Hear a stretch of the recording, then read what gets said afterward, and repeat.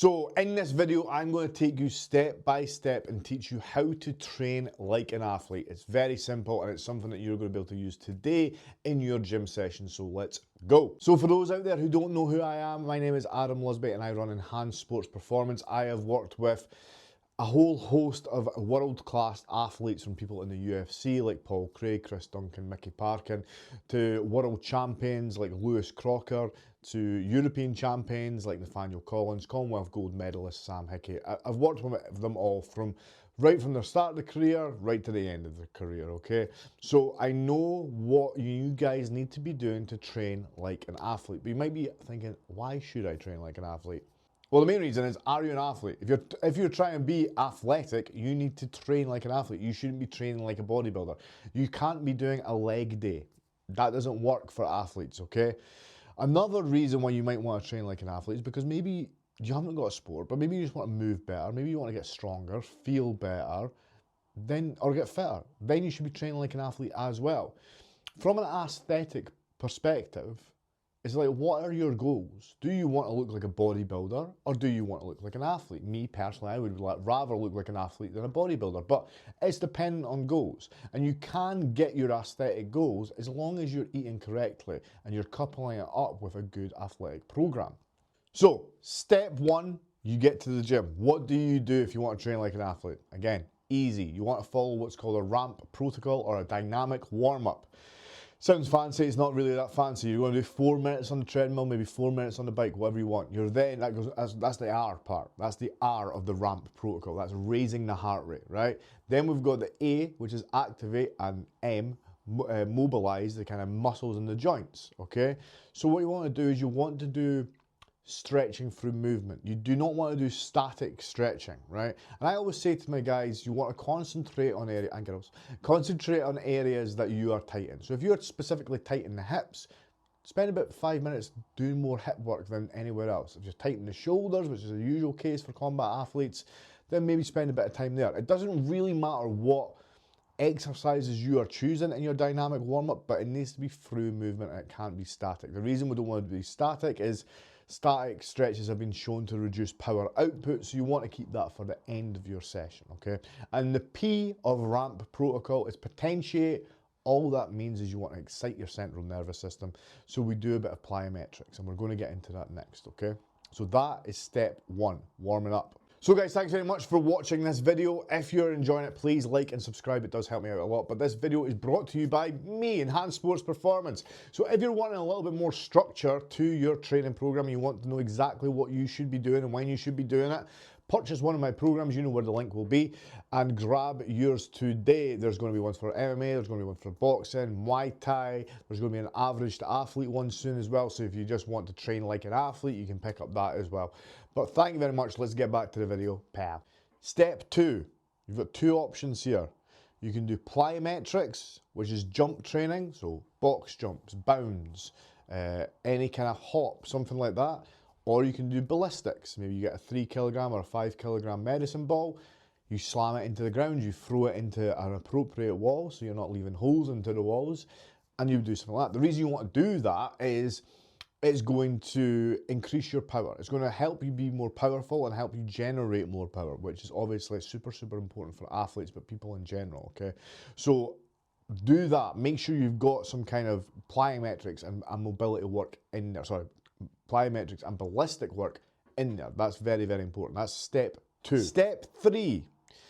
This is where you want to start well, there's two ways you can do it actually. If you're maybe more of a beginner, you might want to do a block of strength. So you maybe want to start with your strength exercises. Maybe you want to do, and these are usually compound lifts. So things like chin-ups, deadlifts, box squats or squats, Romanian deadlifts, all these kind of things, trap bar deadlift, all these kind of things, and you want to keep it in the low range or the low rep range. So we're talking 3 to 5 reps, 3 to 5 sets. So I would pick 2 exercises. Those exercises are then going to be followed up by what we call accessory work. So if you're hitting something like heavy bench that day, you might want to then work on your triceps afterwards. If you're hitting heavy squats, maybe you want to work on adductors, maybe you want to work on your calves. These are accessory exercises. And I would pick maybe 3 exercises of that. So you've got your 2 big heavy strength exercises that you're going to do. Don't do squats and deadlifts in the same sessions, guys. It's a bit stressful for the lower back, right? But then after that, you're going to do your accessory work. So that is step 3. And the more advanced version of step 3 would be doing something where you're going to, following your plyometrics and your ballistics, you do more speed work. So you might want to do speed squats, or you might want to do speed bench press. That's when we're getting a little bit more advanced. It's called the conjugate method. We're working both kind of things at the same time. We're trying to develop strength and power.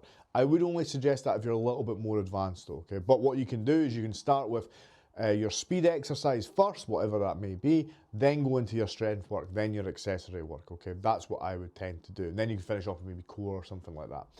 That's what I would do. So that is step 3. Step 4, dead simple. You're going to do sprint interval training or HIIT training. I would say though, if your conditioning is quite poor, what you might want to do is you might want to build your aerobic fitness first. You could do something like 4 minutes on, 2 minutes off, 4 times on the assault bike or on the treadmill, okay? Do that for about 3-4 weeks, then you can move on to sprint interval training or HIIT training. Sprint interval training is something like 30 seconds on, 60 seconds off twice.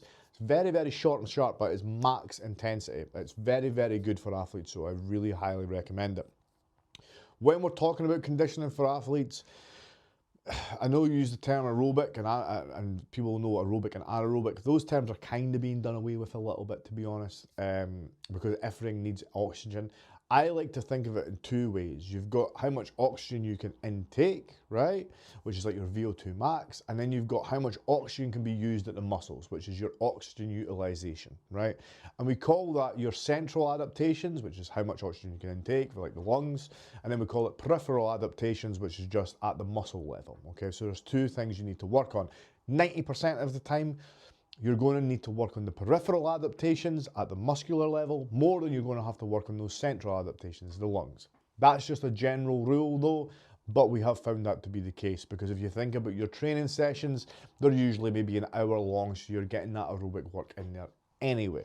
And step 5 finally would be just to stretch off after your conditioning, okay? So you can do whatever static stretches you want, and again, concentrate on areas that may be your type. So it's dead easy. Step 1, you've got your ramp protocol, dynamic warm-up.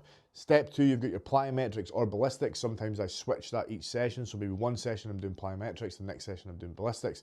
Step 3, you would move on to your strength kind of phase, do 2 strength exercises, then 3 accessory exercises.